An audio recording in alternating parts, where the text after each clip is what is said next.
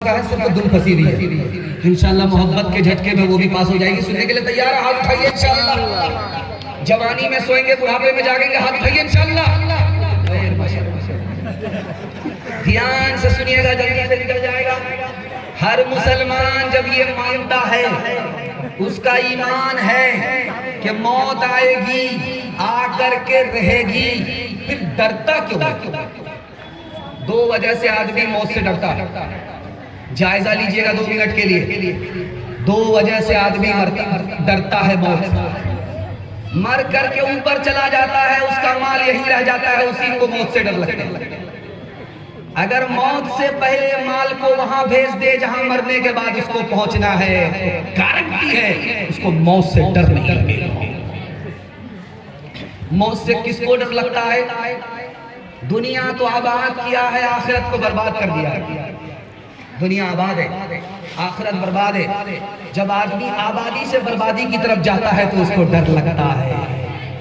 अब हमारा किसमें शुमार है, जायजा लेकर के देखना चाहिए। इस बस्ती में, काशीबाड़ी में जलसा सुनने के लिए कोई आ रहा था कोने पर। उसने पूछा कि यार बस्ती किधर है, जलसा सुनने के लिए जाना, आबादी कहाँ? बोला कि दाया बाया मुड़ना नहीं है, सीधा चले जाओ, बस्ती में पहुंच जाओगे। वो दाया बाया छोड़ करके जो सीधा गया तो कब्रिस्तान पहुंच गया। बोला यहाँ के लोग भी अजीब मजाक करते हैं, जिंदा आदमी को कब्रिस्तान भेज देते। वो आदमी पलट करके बोला कि भाई साहब हम बस्ती पूछ रहे थे, तू कब्रिस्तान भेज दी। कहा तुम जिसको बस्ती समझते हो वो असल में बस्ती नहीं है, बस्ती तो असल में कब्रिस्तान है। मैंने हर बस्ती से यहाँ आदमी को आते हुए देखा है, लेकिन कब्रिस्तान से किसी को कहीं जाते हुए नहीं देखा है। असल आबादी, असल बस्ती तो इसका है। हमारी दुआ कबूल क्यों नहीं होती? काबे की चादर को पकड़ करके हम दुआ कर रहे हैं। हमारे बूढ़े यूनानी चेहराना वाले दुआ कर रहे हैं, दुआ कबूल नहीं हो रही है। ये मासूम छोटे छोटे सफेद कागज बेगुनाह ये दुआ करते, दुआ कबूल नहीं होती। 2 वजह से दुआ कबूल नहीं होती। शफीक बल्खी रहमतुल्लाह अलैह कहते हैं 2 वजह से हमारी दुआ कबूल नहीं हो रही। हम मौत पर ईमान रखते हैं लेकिन मौत की तैयारी नहीं करते, इसलिए दुआ कबूल नहीं होती। हम जनाजे को दफन करते हैं, अपने हाथ से नसीहत नहीं पकड़ते, वहां भी खैनी मांगते हैं, इसलिए दुआ कबूल नहीं होती। ओ गाफिल इंसान, इंसान, ओ गाफिल इंसान, ओ गाफिल इंसान, इंसान, ओ गाफिल इंसान।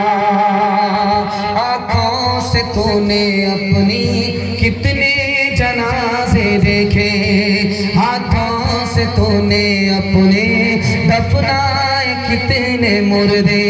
अंजाम से तू अपने, अंजाम से तू अपने क्यों इतना बेखबर है?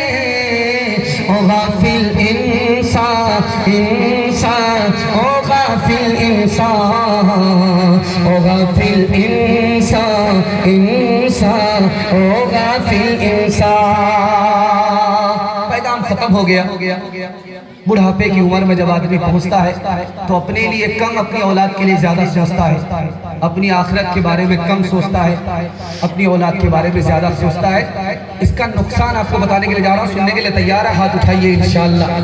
बेटा की शादी फ्री में नहीं होगी, हाथ उठाइए इंशाल्लाह।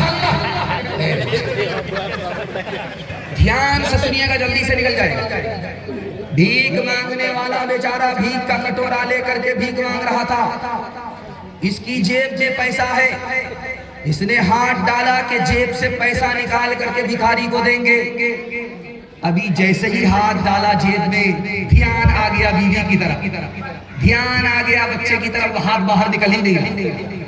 ऐसा लगता है कि चंबुक ने पकड़ लिया।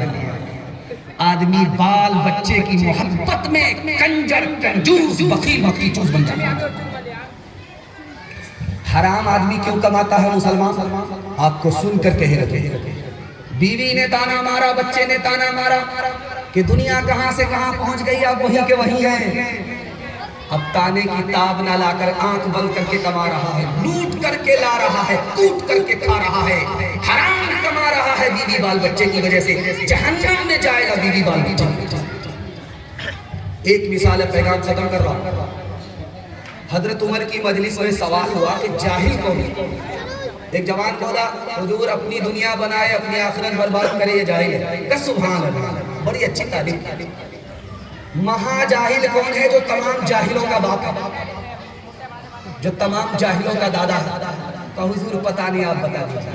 तो हजरत उमर ने कहा, जो दूसरे की दुनिया बनाए अपनी आखिरत बर्बाद करे महाजाहिल है। उसको तो दुनिया मिल गई, इसको क्या मिला? नाना की हुंडी। आप देखेंगे जिस वक्त बच्चे की शादी होती है जवान लड़की, तो बेटा खामोश रहता है, मुंह में रुमाल लगा करके बैठा रहता है, कुछ नहीं बोलता। बाप वकालत करने के लिए सामने आता है, हम तो हाजी साहब हैं सुभान अल्लाह, हम तो नमाजी साहब हैं सुभान अल्लाह, अल्लाह ने सब कुछ दिया है, क्या कमी दे रखी है? आप अगर 4 चक्का दे दीजिएगा क्या फर्क पड़ेगा? आपकी बेटी आएगी और जाएगी। हमको अल्लाह ने सब कुछ दे रखा है, अगर डबल डबल पलंग दे दीजिएगा तो क्या फर्क पड़ेगा? दामाद एक पर आराम करेगा, बेटी एक पर आराम करेगी। कितना बड़ा सियासत। काम भी निकालना चाहता है, बदनाम भी नहीं होना चाहता। एक भूमिहार था, दुनिया को ठग करके जा रहा था। बेटा से बोला कि बेटा मैं फरिश्ता को भी ठगना चाहता था। बेटा बोला फरिश्ता को ठग लोगे? कहिए तुमको करना यह है कि जब मैं मर जाऊं मुझको पुरानी कब्र में दफन करना, नई कब्र में दफन। बेटा बोला अब्बा नया मुर्दा नहीं कब्र में जाता, पुरानी कब्र में क्यों जाना चाहते हो? जब फरिश्ता पूछने के लिए आएगा पुरानी कब्र में दफन होंगे तो फरिश्ता को चरमा जाएंगे, अभी तो पूछ करके गए थे, क्या बार बार दिमाग खराब करने के लिए आ गए? इंसाफ से बताइए, दिल पर हाथ रख करके बताइए, ये जो गाड़ी मिली है किसको? बेटी दामाद। ये जो पलंग मिला है बेटी दामाद। ये जो भैंस मिली है बच्चे वाली, ये बेटी दामाद। तो इस बानर बाप को क्या मिला? नाना की हुंडी। कि दूसरे की दुनिया बना रहा है, अपनी आखिरत बर्बाद कर रहा है। हाथ जोड़ करके मैं आपसे कहता हूँ, बाल बच्चे के चक्कर में अपनी आखिरत बर्बाद कर देंगे तो कहीं के नहीं रहेंगे। हाथ उठाइए, वादा कीजिए, इंशाअल्लाह फ्री में मिलेगा तो छोड़ेंगे इंशाअल्लाह।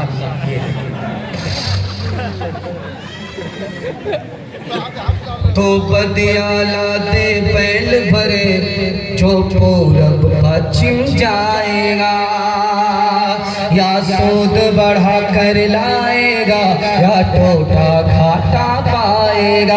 अज़ाक अजल का रस्ते में जब भाला मार गिराएगा। धन दौलत नाती पोता क्या, धन दौलत नाती पोता क्या, एक कुंभा काम न आएगा। सब ठाट पड़ा रह जाएगा जब लाख चलेगा बंजारा।